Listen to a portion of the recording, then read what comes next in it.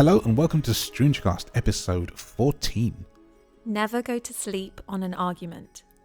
It's a good day today, despite the subject matter, believe it or not. This is the first episode that you can actually follow in Apple Podcasts, so you can actually search for StroongeCast in Apple Podcasts and listen to us there.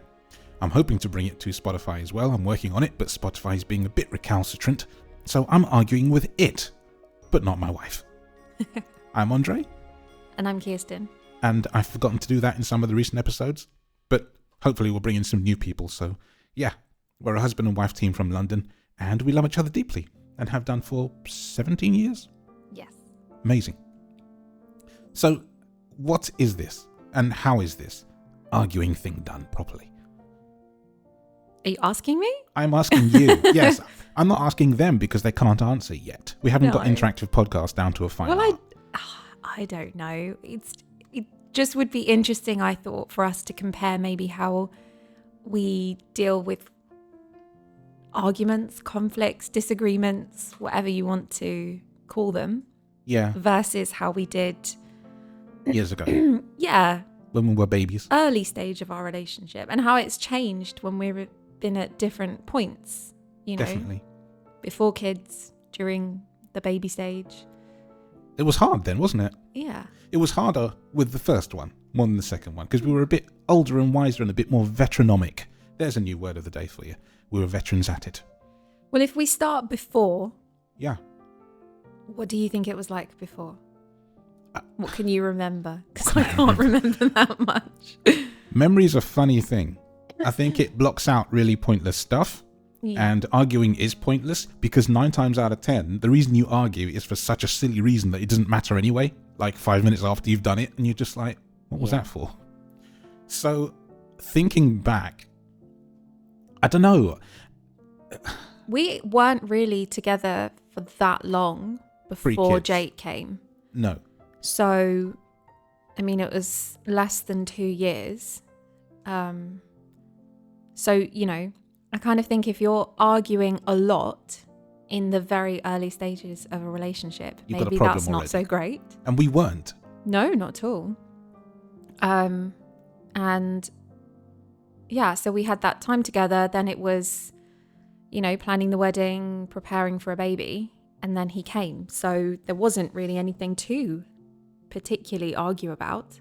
No. It's only when your entire world completely changes. Then it became a different thing. Then it was very different. Yeah. And we did struggle then, didn't we? And I don't think we talked to each other as we should have. Because we were still so young. I was 23. Yeah. And you were 26. We hadn't been together that long, really. Right. And for the parents listening, I don't mean that we were abusive, nothing like that. But I mean that we didn't use our words. We just huffed around the house at each other. We just didn't communicate because we didn't know how to. And we were navigating, trying to understand how things, the dynamic within our relationship had changed now that we had a small one, a baby. And you're doing all of that also on no sleep because he did not sleep. We have not been blessed with babies that sleep. And that really messes up everything anyway. And I think looking back at it now, you struggled with suddenly everything that I did revolved around him. And I don't want to make that sound, you know, oh my God, you're jealous of a baby. But I know that you struggled that we didn't have any time for each other. And because we couldn't, absolutely. And I struggled because I had to do everything because it was difficult for, you know, it would have been very difficult for you to look after him. I mean, I was in the, you know, first couple of months I was breastfeeding, so you couldn't have helped with any of that. Yeah, we've already talked about, work, you know? No, we've already talked about the nappies and that side of things. And, you know it was... We were both tired of being tired. Oh, so tired. And that's a good throwback. And you've got all the, you know, the hormones and the craziness, and you were at home a lot all the time. There was nowhere to go and nothing to do. Yeah, we had that, it was a lovely flat, but it was small and it was really hard just being together all the time. I remember we went out for a walk and it was probably quieter on the walk than it was in the house because we said nothing. Even though we were out together, supposing to have a nice time, it didn't happen. Do you remember that walk? Yeah. It was horrible. I think so. It was just pushing Jake in the buggy, saying nothing. Yeah. And yeah, we just needed to do better, really. Well, we just needed to have a bit of space and, talk a bit. I don't mean that space from like our relationship. I just mean, we were all of us just stuck in that little flat. And it was a one-room flat. In the winter, because he was born at the end of September. So we were going into the winter and it was a hard time. Yeah. But we got through that. And that got through many more things. Absolutely. But that was probably the hardest time, I think. Yeah, which segues nicely onto, had Channel 4 approached us then, instead of much later, they might have found us more interesting. Maybe. What am I talking about? That was a documentary based in Brent, which is where we live, called How to Make a Marriage Work. Yep, How to Make Your Marriage Work. How to Make Your Marriage Work. And it's really strange, actually, because they had there was a guy outside the primary school that our kids used to go to who was asking people if they wanted to be involved and sort of talking about it.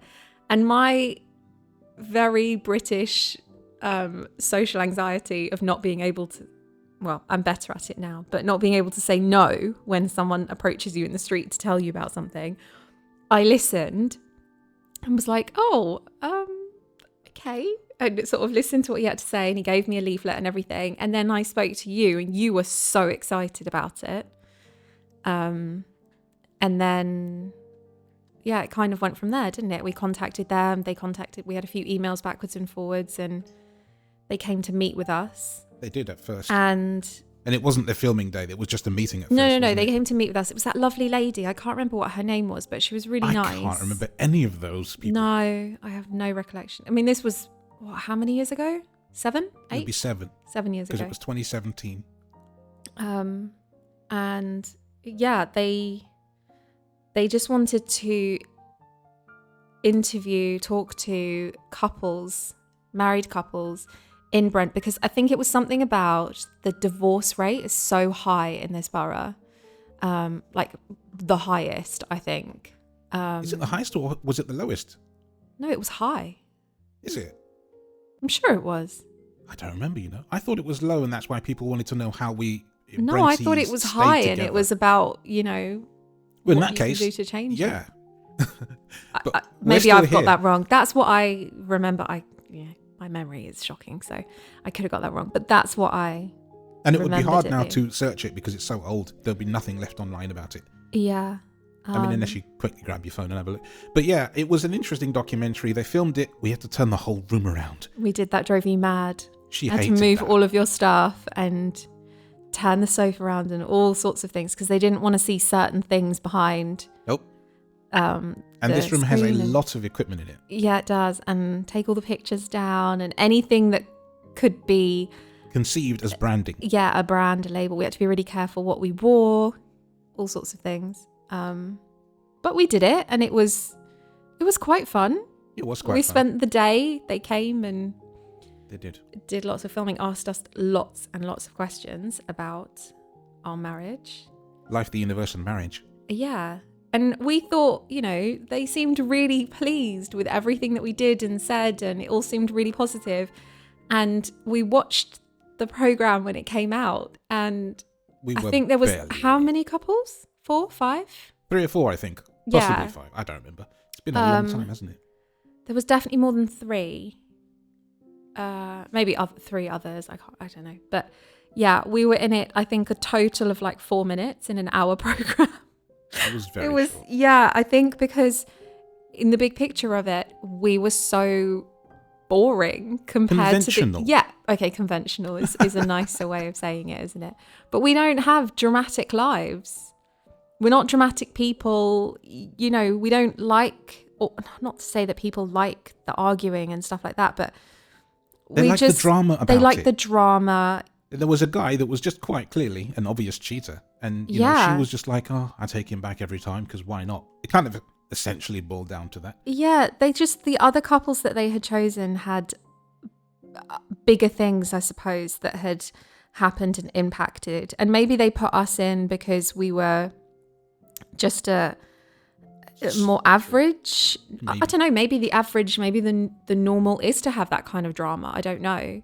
But maybe they put us in just to kind of level it out a little bit. Yeah, that might be it. I don't know.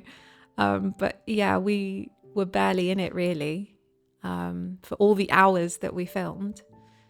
I think we got, because I had a friend put a montage together, which for those outside of the UK is linked in the show notes or on the YouTube description if you're watching on YouTube. You can't watch it in the UK because Channel 4 blocked it, but you can watch it outside the UK. So you'll find that linked. I think our montage is about 6 minutes of an hour-long program. Yeah. That's it. Amazing. Yeah. But, you know, it was an experience. It was an experience. But that was 8 years into our relationship. No, well, 10-ish, I suppose, because it was 2017, so coming up for 10 years at that point. Yeah. And we had kind of gotten better about talking to each other. Well, by that point, we'd had both of the kids. Yep.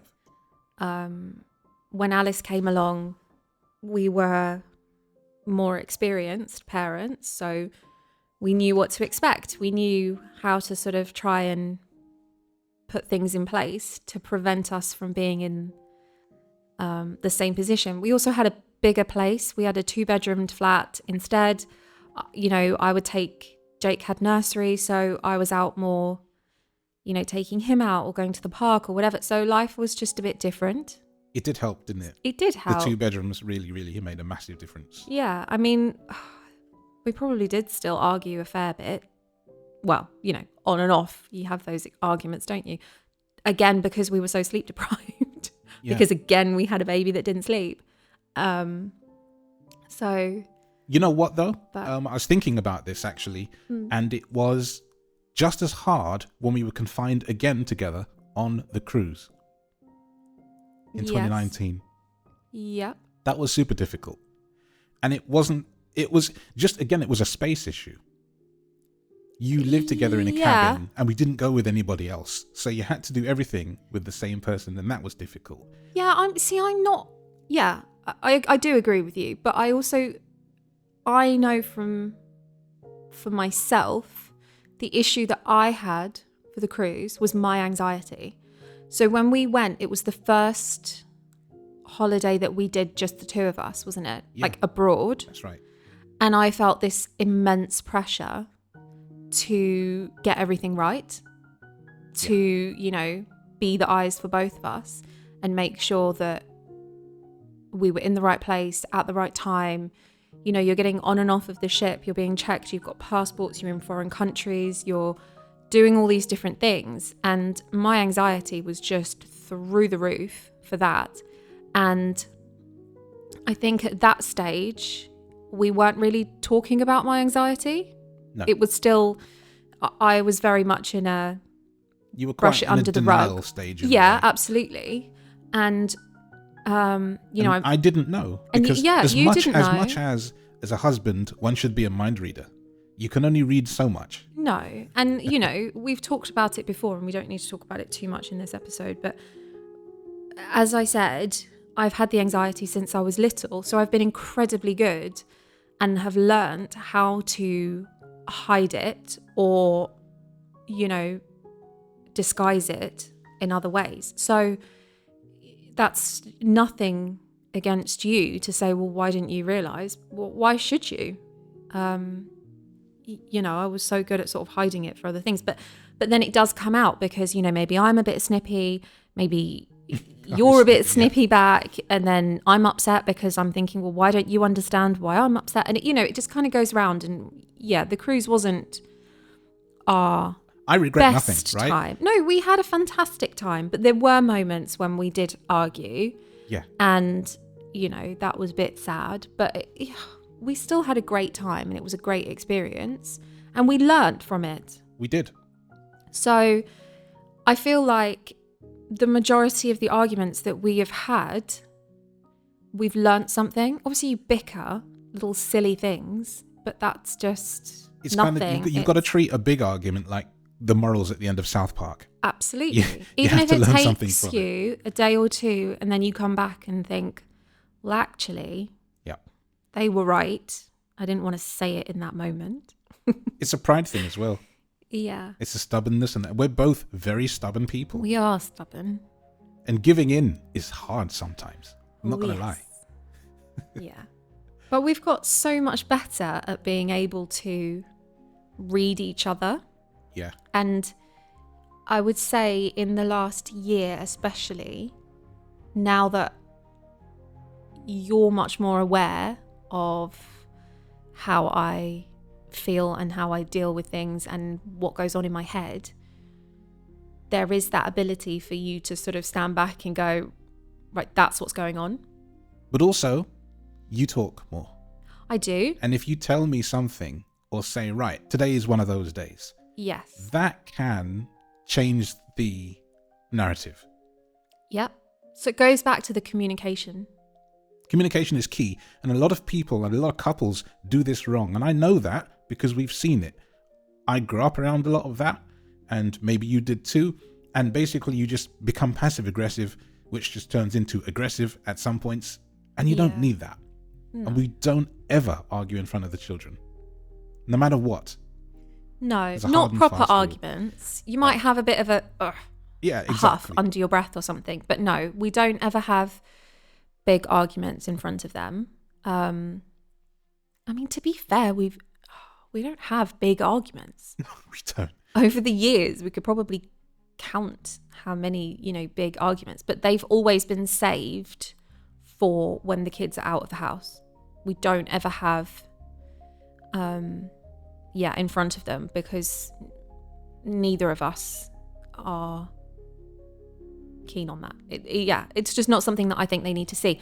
I do think that they need to know that you do argue and that you resolve things, because they need to understand that that's what happens in relationships. And hashing stuff out is okay. Absolutely. And disagreeing and having a difference in opinion, but still respecting that the other person... So being able to say, look, you see it that way and I don't agree with you, but that's fine. And I think I can hear the gate. Is the doorbell about to ring? Possibly. That's fine. Well, what I would say Maybe is not. You told me, and I didn't know this or remember this, that we didn't argue once during lockdown. Which is amazing. Didn't. We did not argue once in probably the most... Okay. There's the doorbell. I will be back. She'll be back in the middle of a sentence. But it so happens apparently, and I didn't know this or remember this, that we did not argue during lockdown, which is quite clever. And despite everybody being in the same space at the same time, because we had a nice big 2-bedroom house and it was upstairs, downstairs, and we had a garden, it meant that everybody, all 4 of us, can actually be in different spaces pretty much, even now, even though the kids are, more grown than they were 4 years ago. Basically, everybody can be in their own world, doing their own thing. And that means that if you want space in this house, you can pretty much achieve it, I would say. Are you back? I'm back. Oh, great. I'm here. You don't have to fill the gap. Oh, nice. You were going to say something, if you can remember what it was. Or covering maybe lockdown. Yeah. Yes. I was saying that basically, why did I say that twice?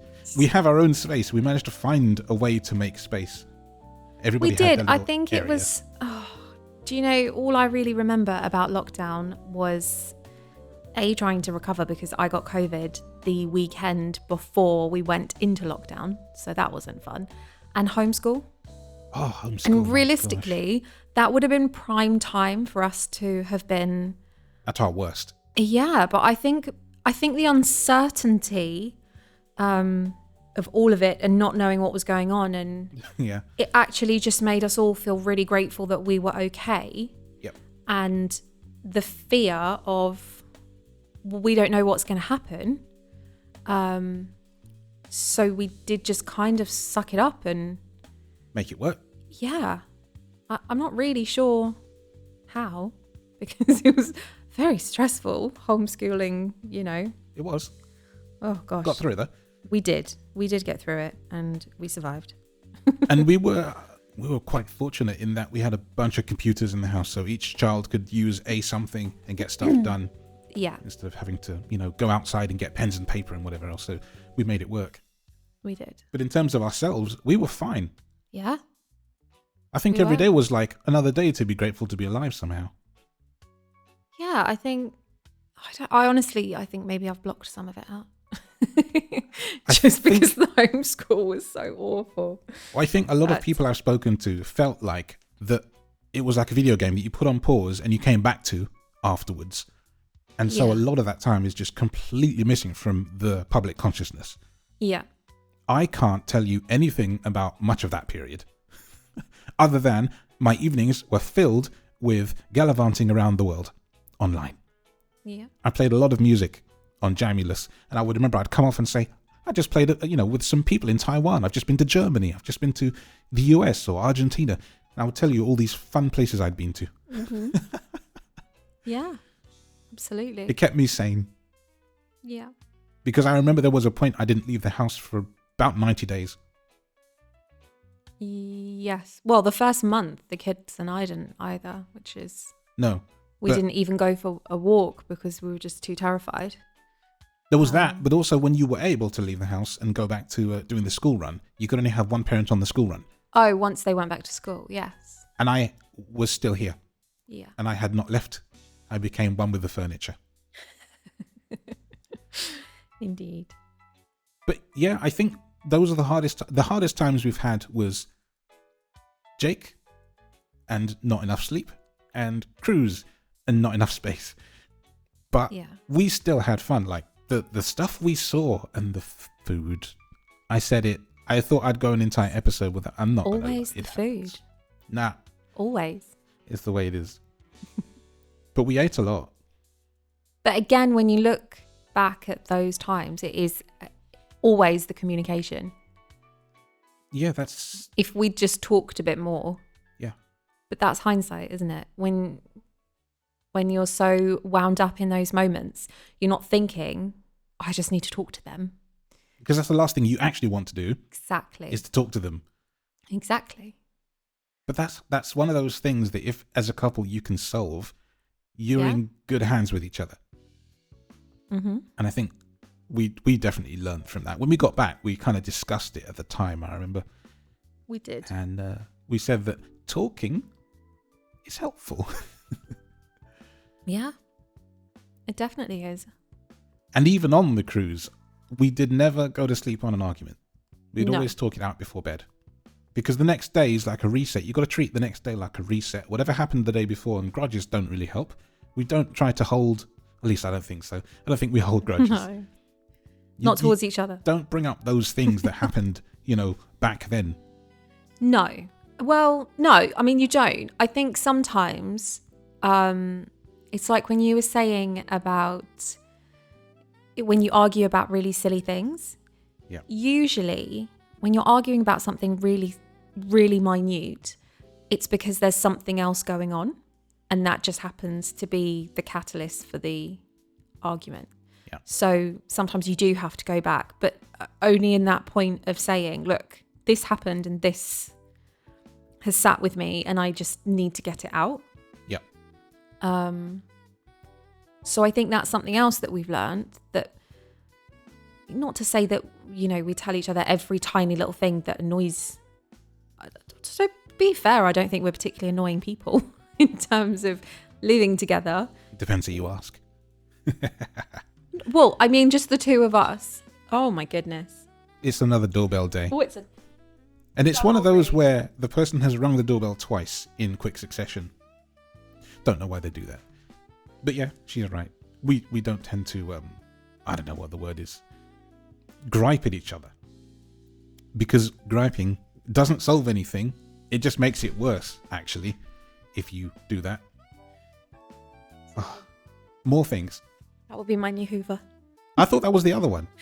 No, that was a gift. Ah. That one just now was the Hoover. Yeah, we ordered a new Hoover over the weekend. We did. Because the other one is causing us to be annoyed with it and argue with it. It's causing drama. It doesn't We don't suck. need no drama in this house. It doesn't suck. And it's supposed to suck. I mean, your whole job, you had one job, is to suck.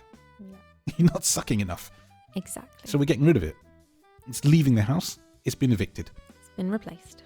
And after this episode, she'll probably open that and I'll have a mess with it and do the editing, and I'm quite excited about that. This is a sign of the times, you know? As an adult, you get excited about household goods. Yeah.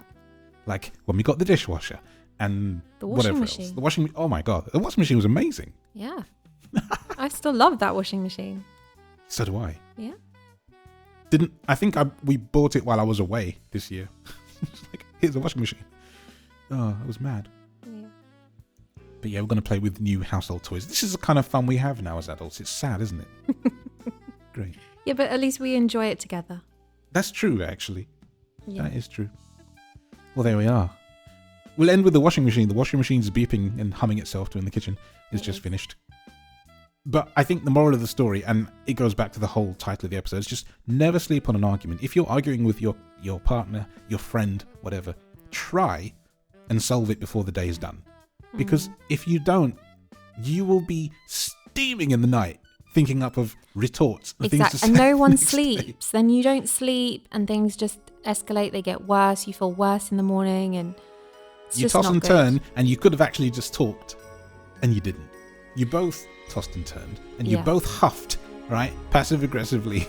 It's just, you I both don't know what you're doing talking about. Lies. You both know you're doing it, and it just makes it so much worse. Yeah. Just get it out. Exactly. And with that, we'll leave you with these thoughts, and hopefully make you laugh a little bit. On a serious note, just treat each other nicely. Yeah. You're valuable, you matter, and we appreciate you for listening. So, thank you, as always. Bye.